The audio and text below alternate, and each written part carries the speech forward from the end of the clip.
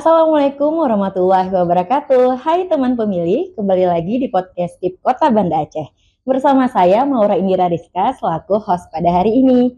Nah, teman pemilih, podcast KIP Kota Banda Aceh merupakan bentuk pendidikan pemilih yang terus berusaha dihadirkan oleh KIP Kota Banda Aceh guna terus memberikan ilmu pengetahuan terkait kepemiluan kepada teman pemilih sekalian. Dan untuk podcast kita pada hari ini, kita mengangkat tema yaitu pengawasan pemilu oleh Bawaslu Kota Banda Aceh saat di luar tahapan pemilu. Nah, ini dari temanya saja kita pasti sudah bisa tebak nih, siapa yang akan menjadi narasumber kita pada hari ini. Dan narasumber kita tentunya adalah salah satu penyelenggara pemilu juga yang selalu bersinergi bersama KIP Kota Banda Aceh dalam menyukseskan pemilu di KIP Kota Banda Aceh itu sendiri. Di sini sudah hadir Ibu Ketua Bawaslu Kota Banda Aceh, ada Ibu Elisa Frida SE. Assalamualaikum Ibu. Sehat ya Bu? Ibu, ini kami mengucapkan terima kasih banyak Bu udah mau mampir di podcast KIP Kota Banda Aceh. Kita sharing-sharing hari ini terkait kepemiluan ya Bu, tentunya ya Bu. Siap nih kita memulai podcast ya Bu ya. Baik Bu, ini kan untuk tema kita pada hari ini ya Bu. Sebagai pengawas pemilu, apa yang dilakukan Bawaslu Kota Banda Aceh di luar tahapan pemilu? Ini kan sebagaimana teman pemilih tahu nih Bu, ada Bawaslu, ada KPU atau yang kalau di Aceh kita sebutkan dengan KIP ya Bu.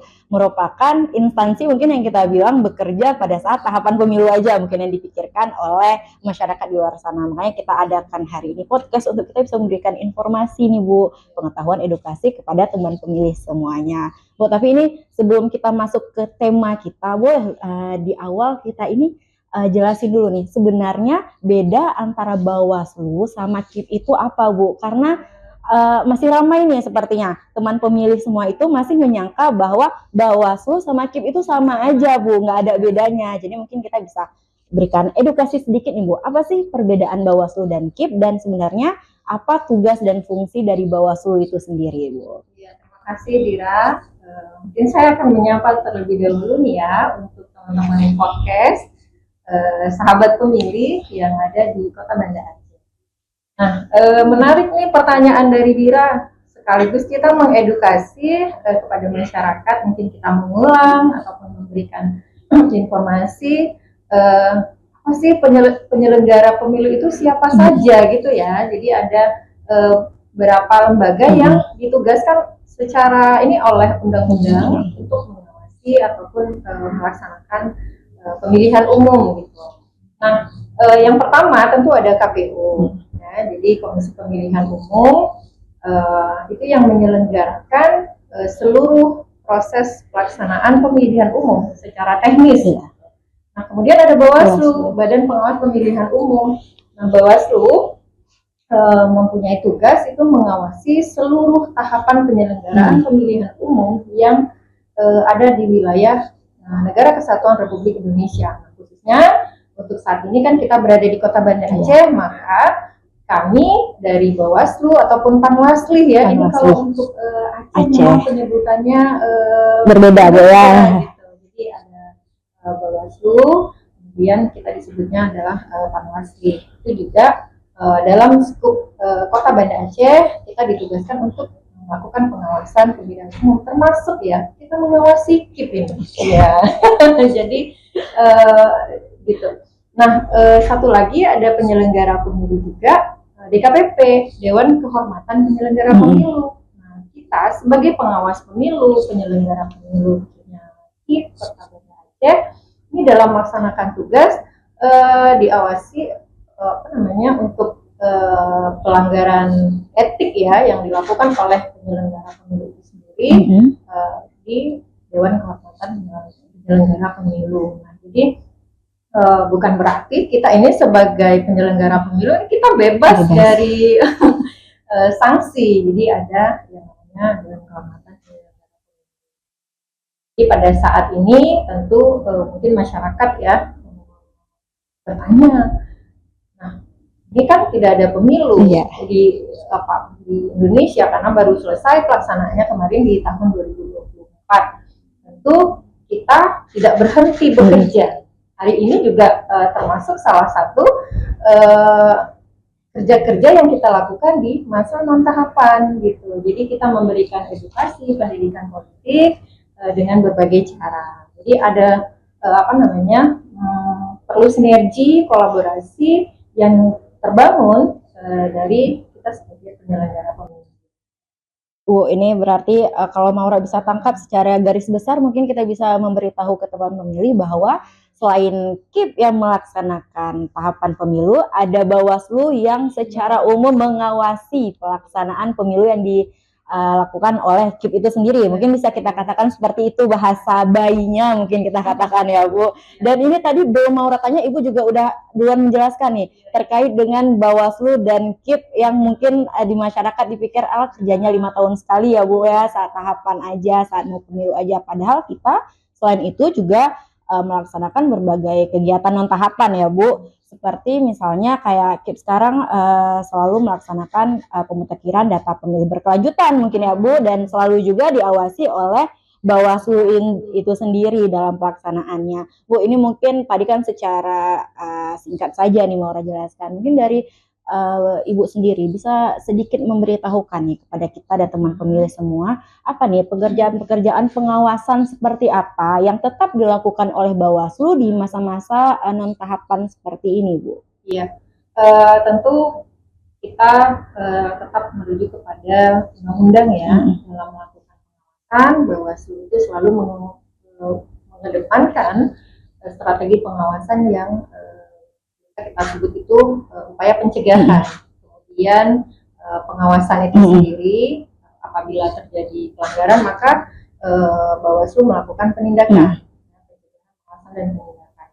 Nah, hari ini di masa non tahapan pemilu ini termasuk dalam upaya pencegahan yang dilakukan oleh Bawaslu, termasuk juga KIP Kota Banda Aceh ya. Sosialisasi ini kan merupakan bentuk pencegahan, bentuk pencegahan yang kita lakukan. Jadi hari ini kita duduk bersama antara Bawaslu dan KPU itu artinya bersinergi memberikan pendidikan politik, edukasi kepada masyarakat agar masyarakat apa sih peran kita ini sebagai masyarakat ya dalam pelaksanaan penyelenggaraan pemilihan umum. Nah, kalau misalnya dari segi kami Bawaslu, kita mengajak masyarakat itu untuk terlibat dalam pengawasan partisipatif. Jadi di masa non tahapan, upaya-upaya yang kita lakukan dari pencegahan tadi itu sosialisasi, samalah gitu dengan. Nah, kemudian koordinasi juga tidak putus nih antara kita stakeholder pemerintah Kota Banda Aceh juga dalam hal PDPB tadi. Ini kan ada Disduk Capil, ada Dinas Sosial, ada Rutan ya, kemarin kita ke pengadilan, kemudian kepada lembaga pemasyarakatan, ini Kesbangpol. Jadi banyak pihak yang harusnya memang tetap terlibat dalam setiap upaya pencegahan yang dilakukan oleh Bawaslu maupun KIP. Makanya perlu kita koordinasikan, kita kolaborasikan untuk upaya pencegahan ini. Nah, upaya lain yang dilakukan oleh Bawaslu, kita menggandeng universitas. Jadi kita ada MOA, ada MOE dengan beberapa universitas yang ada di Kota Banda Aceh. Ini kita lakukan tidak pada saat tahapan pemilu saja.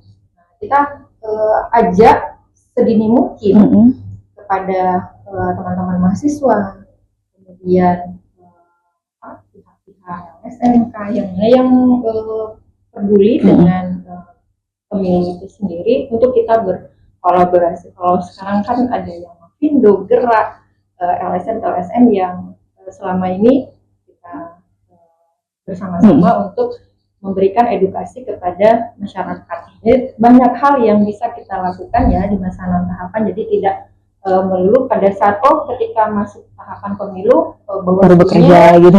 Baru turun gitu ke lapangan, tidak. Jadi ada juga yang roadshow ke kampus, kemudian ada roadshow ke sekolah-sekolah gitu. Jadi ini juga bagian dari edukasi yang kita sampaikan kepada pemilih pemula, kepada Gen Z.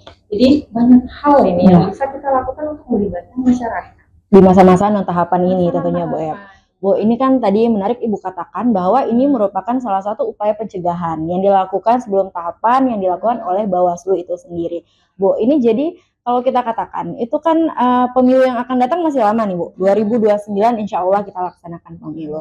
Nah, ini untuk masa-masa sekarang, aktivitas politik apa ini Bu yang masih menjadi perhatian oleh Bawaslu itu sendiri selama tidak adanya tahapan ini Bu? Mungkin aktivitas politik kan kalau kita katakan kalau di masa-masa tahapan kita tahu ya ada aktivitas politik yang memang menjadi pengawasan yang secara mutlak dilakukan oleh Bawaslu gitu Bu. Tapi ketika masa-masa non tahapan ini bagaimana Bu? Apakah ada pengawasan terkait aktivitas politik itu sendiri itu Bu? Iya.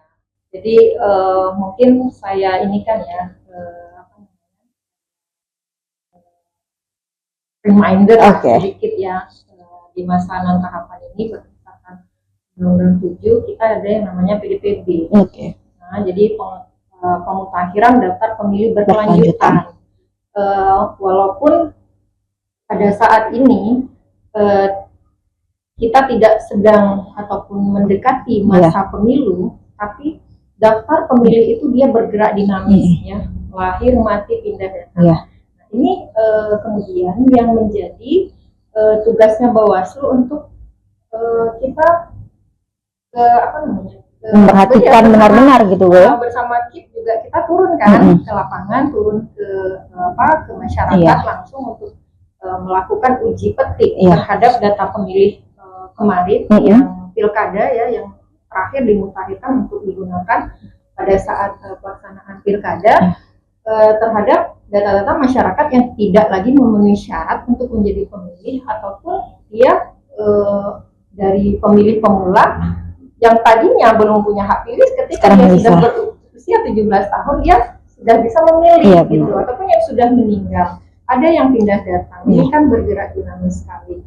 Kemudian ada lagi yang namanya pemutakhiran data partai politik. Nah, ini kan juga yang sedang kita lakukan, dan besok ya besok itu kita akan melaksanakannya untuk semester 2 gitu, bersama-sama juga dengan Kota Banda Aceh dan partai politik. Jadi ketika ada pembaruan terkait dengan kepengurusan maupun alamat struktur dari partai politik itu sendiri, maka dia harus di upload melalui SIPOL.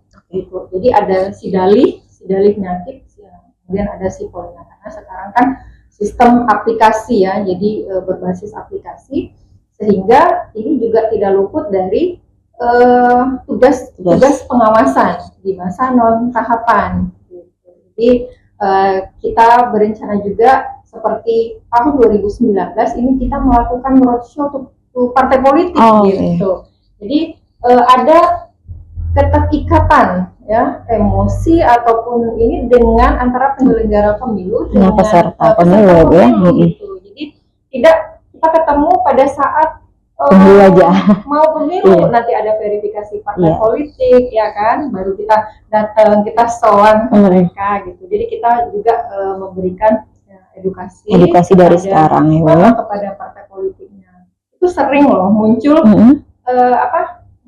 guyonan gitu loh, ketemunya kok gitu kok baru ketemu sekarang gitu ya pada saat menjelang pemilu, tapi kan tidak seperti itu ya. Ada agenda-agenda yang bisa kita inikan bersama dengan partai politiknya terkait dengan aktivitas-aktivitas tadi di masa non tahapan. Bu, ini juga Maura mau nanya nih Bu, kan Bawaslu ini tidak lepas kalau masyarakat berpikir kan mau tahapan itu akan ada politik uang atau akan ada nanti kampanye terselubung yang dilakukan oleh peserta pemilu kan, baru di situ gencarnya Bawaslu untuk mengawasi kan, seperti itu kita katakan itu menjelang pemilu. Nah, ini kan kita seperti Maura tanyakan tadi bahwa ini kan masa-masa tahapan itu masih lama nih Bu. Apakah di masa-masa sekarang ini itu ada hal-hal yang menjadi pengawasan dari Bawaslu itu sendiri terkait dengan mungkin kita katakan, bisakah itu juga dikatakan sebagai kampanye terselubung mungkin, atau politisasi uang mungkin? Nah, di masa sekarang itu apakah bisa dikatakan hal tersebut, dan apakah itu juga menjadi salah satu pengawasan yang dilakukan, ataukah itu memang ketika tahapan saja nanti masuknya itu, Bu? Iya, iya, Bu. Iya, karena kan kita bisa menindak itu ketika masa tahapan ya, tahapan pemilu, politik uang misalnya gitu ya, itu di masa kampanye. Tiba-tiba nanti ya kalau untuk sekarang ada juga kan orang yang tiba-tiba menjadi dermawan gitu ya, karena udah terpilih gitu ya, masuk ke apa namanya, ke masyarakat, memberikan dan itu ya kita inilah ya sama-sama ketahui seperti apa aktivitas-aktivitas yang tiba-tiba muncul gitu. Nah, untuk saat ini kalaupun itu terjadi, itu ya namanya sedekah. Saya memberikan sesuatu kepada orang lain misalnya, tanpa ada bel nanti pilih saya ya apa yang mau dipilih. Orang kita kan tidak sedang dalam tahapan itu namanya sedekah, silakan gitu. Bawaslu tidak bisa menindak itu karena bukan di tahapan. Tapi ketika itu masuk dalam tahapan kampanye, terjadi praktik-praktik seperti itu, nah itu baru ditindak. Iya, seperti itu. Jadi ada apa namanya ya, tahapan yang harus kita jaga ketika Bawaslu melakukan penanganan pelanggaran itu di masa-masa tahapan pemilu. Jadi kita nggak bisa sembarangan juga pada saat tahapan pemilu saja kita melakukan pemeriksaan, klarifikasi terhadap penanganan pelanggaran yang kita lakukan. Jadi persyaratan formil materialnya itu yang harus kita benar-benar pastikan terpenuhi, baru kita bisa melakukan penindakan. Kalau itu dia ke politik uang, maka kita akan bersama-sama dengan Sentra Gakumdu. Tapi kalau itu administrasi, maka kan yang menjadi ininya KPU ataupun CIP-nya gitu. Jadi ini untuk saat ini seperti tadi yang mau tanyakan, apakah aktivitas-aktivitas yang seperti itu, misalnya memberi bantuan, apalagi sekarang ya kita berduka ya untuk Aceh, untuk saat ini sedang musibah, ya itu terlepas ya, tidak ada unsur politik yang kita bisa katakan bahwa itu adalah dugaan pelanggaran. Dia terjadi pada saat masa tahapan. Ini sebenarnya sebuah insight baru juga bagi Maura nih, Bu. Karena Maura kan juga selama ini nggak ngerti kan gimana Bawaslu, gimana kan kita sebagai penyelenggara aja kan. Jadi kita juga bertanya, wah rupanya dapat ilmu baru nih, rupanya gini hal-hal yang dilakukan oleh Bawaslu di masa non tahapan dan di masa tahapan. Jadi ini ada satu poin yang Maura tangkap bahwa selama masa non tahapan Bawaslu itu lebih erat kaitannya dengan pencegahan yang berusaha dilakukan ya, berarti Bu ya. Sedangkan untuk di masa tahapan baru kita bisa menindak-nindak baik itu politisasi uang ataupun kampanye-kampanye terselubung yang dilakukan oleh peserta pemilu seperti Bu ya. Karena kan peserta pemilunya nanti partai politik kemudian peserta pemilunya untuk saat ini kan kita tidak sedang pencalonan dan segala macam. Jadi itu tadi kembali lagi ketika calegnya itu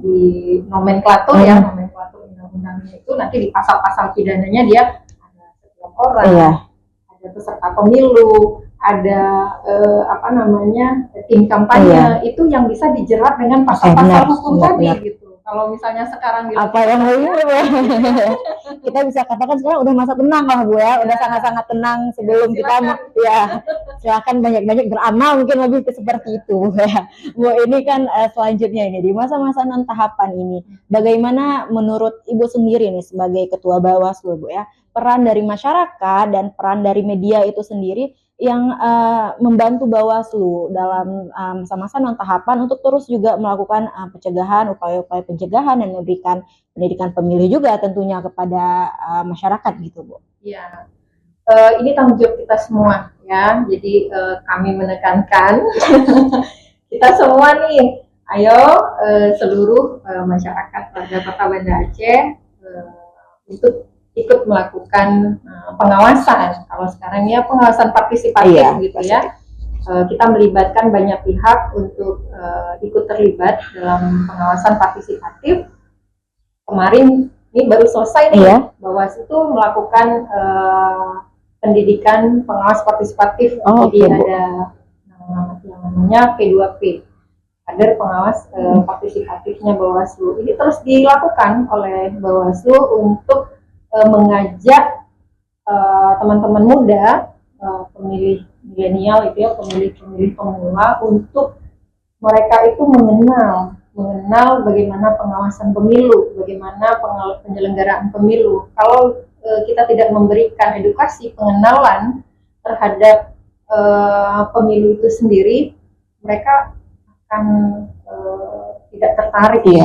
Jadi apa sih itu, nggak perlu kita udah kita nih gini-gini aja gitu. Jadi kita ajak nih teman-teman itu melalui pendidikan pengawas partisipatif tadi, diberikan sekolah ya. Kalau pertama itu dulu namanya SKPP, jadi kemudian diganti dengan P2P. Nah, ini yang kita berikan edukasi kepada teman-teman, sehingga pada saat mereka mengikuti pendidikan pengawas partisipatif itu muncul jiwa-jiwa pengawasnya itu gitu. Nah, ini kan juga menjadi bekal ya untuk regenerasi. Pada saat ini saya berada di posisi ini, tentu nanti akan digantikan oleh adik-adik yang sekarang ini sedang tertarik gitu ya, untuk ayo sama-sama peran serta kita sebagai masyarakat itu bukan hanya memang sebagai penyelenggara pemilu, tapi ya apa salahnya ketika mereka punya kesempatan, persyaratannya cukup, ayo kita sama-sama menjadi penyelenggara pemilu, baik itu nanti dari Bawaslu-nya, baik itu dari KPU-nya, sehingga orang-orang yang duduk menjabat sebagai penyelenggara pemilu itu mereka sudah tahu gitu, dasarnya itu tahu dasarnya gitu. Jadi do dan itu mereka paham gitu. Jadi itu yang kita bekali dari sekarang. Tapi istilahnya ini mencetak saingan. Nggak apa-apa, ini kan kita kan saling disinergi sebenarnya kan, Bu. Jadi tidak ada mencetak saingan. Bu, ini kan tadi kan kita mungkin lebih santai kita berbicara bahwa ini peran Bawaslu di masa-masa non tahapan. Ini kita masuk sedikit saja sih, Bu. Nggak usah banyak-banyak kita bahas mengenai peran Bawaslu di saat tahapan, Bu. Ini kan sebenarnya secara umum pasti masyarakat juga sudah tahu nih peran Bawaslu di masa tahapan.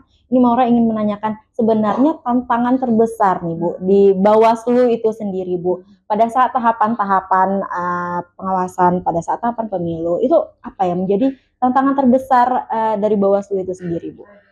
Kalau ditanya tantangan ini diri sendiri mungkin ya. Yang pertama kita memberikan ini kepada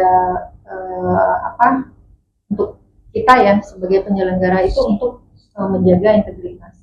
Itu yang paling penting, karena ketika kita sudah menanamkan itu dalam diri kita, itu segala sesuatu yang kita lakukan dalam melakukan tugas-tugas pengawasan penyelenggara pemilu itu kita laksanakan dengan sangat hati-hati. Jadi kalau di Bawaslu itu SIMPR gitu ya, kita sebutnya soliditas, integritas, moralitas, profesionalitas, dan religius. Ini yang kita coba terapkan untuk menjadi kekuatan bagi kita dalam melaksanakan tugas. Kalau ditanya tantangan, banyak tantangannya ya, dari internalnya, dari eksternalnya yang lebih banyak lagi ya, benar. Nah, kita mengendalikan dulu diri sendiri, kemudian baru kita bisa mengendalikan tim ya, orang lain yang mungkin akan nanti membantu mensupport kerja-kerja pengawasan itu sendiri. Jadi dari soliditas tim, kemudian bagaimana kita menanamkan profesionalitas dalam bekerja, kemudian hal-hal yang ini bisa mendukung kerja-kerja kita supaya kita tidak mudah terpecah belah. Nah, dari eksternalnya tentu banyak hal nanti yang mulai ya untuk inilah yang kita mungkin sama-sama ya sebagai penyelenggara pemilu itu harus membentengi diri tadi. Jadi banyak hal godaan-godaan yang datang. Nah, jadi kalau dibilang uang, nah itu ya tawaran-tawaran yang bersifat materi ya. Godaan imannya banyak gitu ya Bu. Jadi itu yang harus kita yakinkan bahwa Bentengi, ya, Bu, dengan fasilitas ataupun apa yang kita dapatkan dari pekerjaan ini adalah amanah. Gitu. Jadi kita bertanggung jawab tidak hanya kepada diri sendiri, tapi ini kepada Allah Subhanahu Wa Taala. Gitu. Jadi apa yang kita lakukan memang sesuai dengan aturan, sesuai dengan tugas kita, itu yang kita harus terapkan. Jadi, kalau secara detail sekali tatanya luar biasa, Mora. Ya, jadi menghadapi masyarakat terkadang kita dianggap itu terjadi depan mata, Bawaslunya tahu gitu, tapi kok nggak ada penindakan, kok tidak ada ditindaklanjuti. Nah ini juga sesuatu hal yang kita harus sampaikan kepada masyarakat bahwa kita sudah lakukan penanganan pelanggarannya, kita sudah lakukan upaya pencegahannya, karena tadi berurut ya. Lebih lelah kita itu menindak daripada kita harus mencegah gitu. Makanya kita sampaikan melalui edukasi dan sosialisasi yang kami lakukan kepada partai politik. Makanya perlu kita approach ke partai politik tadi. Karena apa? Ini kan yang nanti melakukan proses untuk menjadi tahapan dari awal ya, itu sampai dengan penetapan dari peserta pemilunya itu sendiri. Nanti yang menjadi objeknya itu adalah partai politik. Jadi kalau kita memberikan edukasi, ini aturannya ini undang-undang, ini PKPU, ini Bawaslunya, perbawaslunya gitu. Jadi ini harus ditaati, dipatuhi. Jangan nanti kita ketemu dalam persidangan. Nah ini yang harus kita sampaikan secara detail terkait dengan aturan. Jangan pada saat nanti sudah dilakukan, loh saya kan nggak tahu, itu biasa ya, seperti itu tuh paling biasa. Nah dalam penanganan pelanggaran sendiri kita punya waktu yang ditentukan dan sesuai dengan peraturan itu. Kalau sudah dewasa maka tidak bisa diproses gitu. Yang paling penting sekali nanti adalah pemeriksaan terhadap saksi dan barang bukti. Nah ini yang terkadang sulit sekali terpenuhi ketika prosesnya itu gitu. Ini kejadiannya ada, peristiwanya ada, harinya belum daluarsa, tapi ketika pemenuhan terhadap formil materialnya, dalam hal ini misalnya saksinya 2 orang harus, kemudian alat buktinya, barang buktinya, ini yang sulit untuk kita hadirkan. Nah, itu dia yang kemudian membuat penanganan pelanggaran itu berhenti. Jadi kalau kami dari Bawaslu ya, kita alhamdulillah dalam melakukan pelanggaran itu tetap harus tegas dan sesuai dengan prosedur gitu. Jadi bersama dengan kepolisian dan juga kejaksaan kita melakukan pemeriksaan sampai nanti kalau ini memang diputuskan menjadi pidana pemilu, maka ini diteruskan ke persidangan. Jadi komitmen yang kita bangun bersama dengan ketiga lembaga ini harus solid.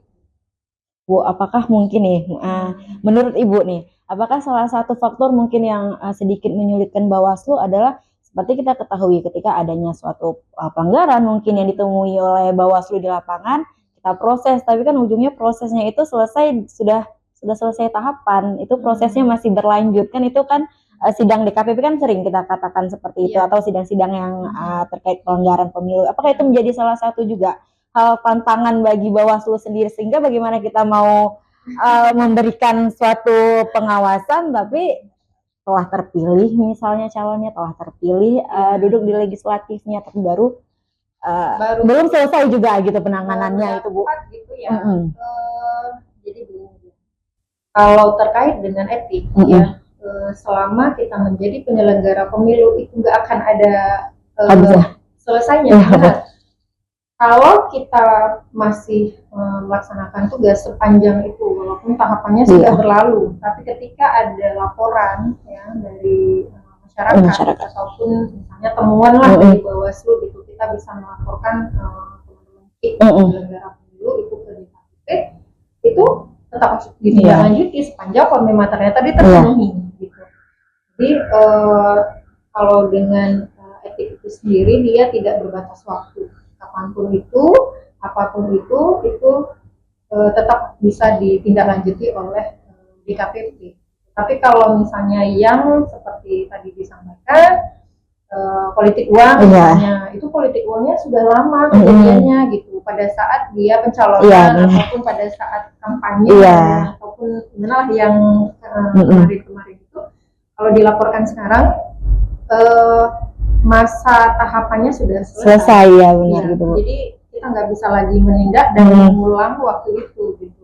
Nah, inilah yang menjadi pengalaman evaluasi bagi Bawaslu, kita menyampaikan itu di awal, tidak pada saat tahapannya gitu. Jadi kampanye yang rawan sekali dengan kampanye itu apa? Politik uang ya, politisasi sara, kemudian campaign, negatif campaign, itu kan yang digunakan biasanya cara-cara itu yang digunakan oleh untuk mencari dukungan gitu. Nah, kita edukasi. Kemarin pada saat pelaksanaan pilkada kita melihat ya bagaimana Kota Banda Aceh ini dijuluki kota 200.000 gitu. Ya, sebelumnya Biren tuh, 100.000 dulu gitu. Naik dan di Banda Aceh ya. Jadinya sekarang dengan fenomena yang terjadi di Kota Banda Aceh itu menurunkan kepercayaan publik terhadap penyelenggaraan pemilu itu sendiri. Sangat berefek Bu ya. Bagaimana yang kita ketahui bahwa di Aceh ada 2 pengawas pemilu pada saat pelaksanaan pemilu kemarin, pemilunya kami Bawaslu Kota Banda Aceh, sementara pada saat pelaksanaan pilkadanya itu Panwaslu Kota Banda Aceh. Nah, ini juga kan berpengaruh. Nah, sama-sama Bawaslu kok, tapi kenapa itu tidak ditindaklanjuti? Nah, ini yang menjadi evaluasi kita bersama bahwa politik uang itu akan terus ada dan kita bagaimana masyarakat ini tidak mudah untuk mau menerima itu ya, tidak boleh boleh menerima politik uang, say no to politik uang gitu. Nah itu yang ini PR lah, PR bersama gitu. PR bersama, jadi benar. Bukan hanya pengawas pemilu ya, jadi kita masyarakat Kota Banda Aceh ini mengajak seluruh masyarakat ya untuk menolak politik uang, karena itu merusak tatanan demokrasi kita. Satu hari kita memilih di TPS itu akan 5 tahun kita merasakan. Iya, menyesalnya 5 tahun Bu ya. 5 tahun, apalagi kan dalam Al-Quran sendiri dilarang ya, haram kan, politik uang itu haram, harasyid, mufasyikin. Jadi bagi orang yang menerima, memberikan suap itu maka ganjarannya adalah neraka. Itu yang perlu kita sampaikan. Bahkan MPU sendiri mengeluarkan fatwa bahwa politik uang itu haram. Gitu. Jadi masyarakat kita jangan termudah hanya dengan uang 200 kemudian bisa dibeli hak suaranya Bu ya. Karena akan menderita selama 5 tahun. Berarti ini semua sebenarnya untuk di masa non tahapan, balik lagi seperti apa yang dilakukan Bawaslu di masa non tahapan, itu upaya pencegahan, mungkin pendidikan kepada pemilih, pendidikan kepada masyarakat, salah satunya untuk tidak menerima politik uang seperti Ibu katakan tadi ya Bu. Bu, ini mungkin sebelum penutup kita nih Bu, menurut Ibu ini sebagai Ketua Bawaslu, dan sebelumnya Ibu juga sempat di Bawaslu di periode yang lalu juga sudah di Bawaslu. Ini melihat adanya sinergi antara KIP Kota Banda Aceh, spesialnya nih ya Bu, terkhusus KIP Kota Banda Aceh dan Bawaslu KIP Kota Banda Aceh. Apakah kita sudah mendapat satu sinergi yang sama, kita sudah saling berkolaborasi dengan baik selama tahapan pemilu ini Bu? Ini kan kita saling sharing, saling bersama, karena kita kan bertemu selalu ya Bu, baik tahapan maupun non tahapan seperti itu Bu. Harus ya. Kalau ditanya sinergi harus gitu. kalaupun harus gontok-gontokan dengan Kim nggak apa-apa. Gontok-gontokan tapi baik lagi kayak gitu ya Bu ya. Jadi dalam penegakan aturan Bawaslu itu tegas. Iya benar. Jadi tidak memandang bahwa kita teman. Iya. Udah kenal lama gitu enggak ya Bu ya. Ngaruh gitu, itulah integritas tadi gitu. Jadi ketika melaksanakan tugas yang benar-benar, yang salah gitu. Kenapa? Jadi jangan takut. Jadi teman-teman KIP ketika ada Bawaslu, ada Bawaslu gitu, ya. Jadi ada tidak adanya Bawaslu, kita harus menjalankan aturan itu sesuai dengan yang sudah ditetapkan. Jadi mudah jalannya, kemudian mudah kita melaksanakan tugasnya. Ini kan wasit. Iya. Kehadiran Bawaslu itu bukan untuk mencari-cari kesalahan, tapi bagaimana kalau ada sesuatu yang tidak sesuai dengan aturan, kita luruskan. Iya benar. Itu dia. Benar. Jadi sinergi, kolaborasi, koordinasi yang memang harus terbangun dengan baik.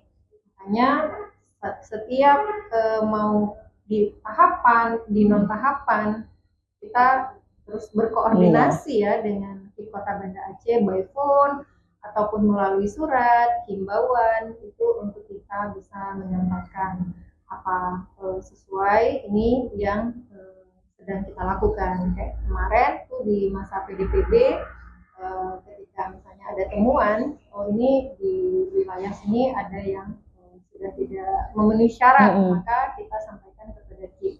Nah di dalihnya nanti kan bisa dilihat lagi gitu. Jadi di sipol juga seperti itu gitu. Jadi memang sangat-sangat kita harapkan ya terus bersinergi, berkolaborasi untuk pemilu Kota Banda Aceh ke depan yang lebih baik.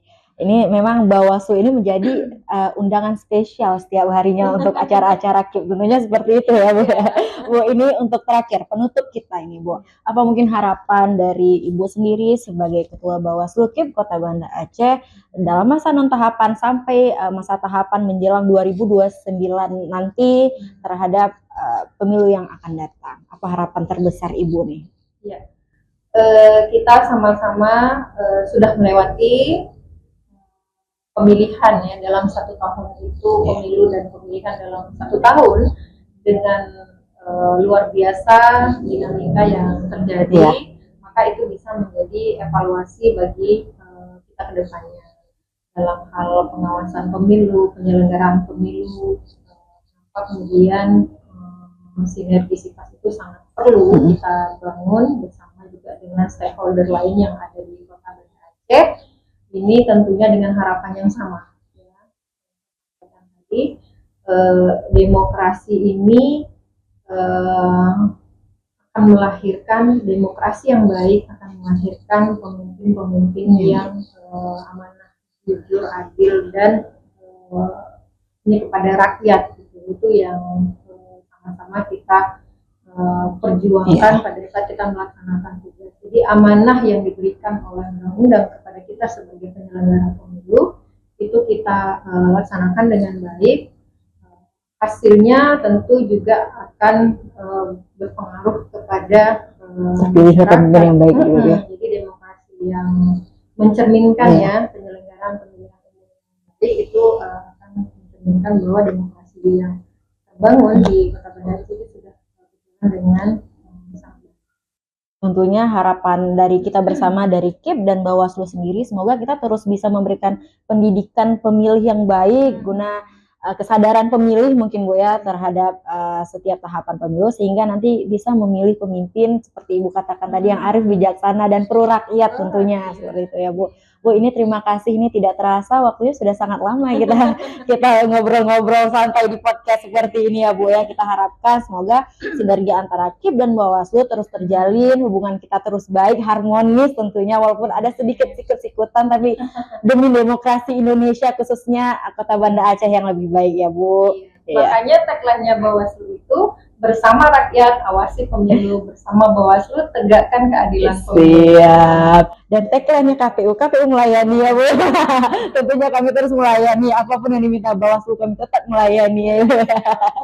Bu, mungkin ini saja untuk podcast kita pada hari ini. Maura mengucapkan terima kasih banyak Ibu kepada Ibu. Semoga nanti kita bisa juga di pendidikan pemilu yang lain menggandeng Bawaslu untuk terus memberikan informasi terkait kepemiluan. Sama-sama. Baik, terima kasih kepada teman pemilih semua. Sekian untuk podcast KIP Kota Banda Aceh pada hari ini dan kita akan bertemu pada podcast selanjutnya. Assalamualaikum warahmatullahi wabarakatuh.